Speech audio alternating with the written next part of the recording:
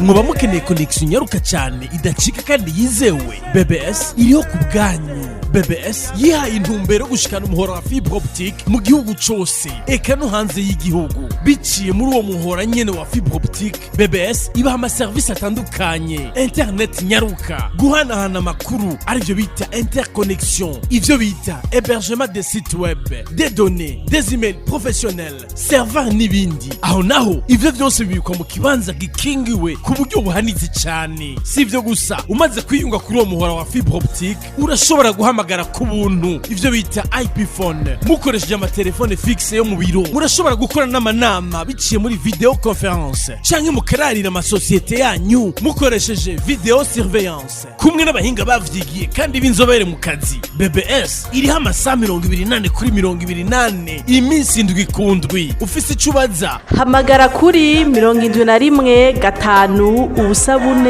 4 canke 71 5 2.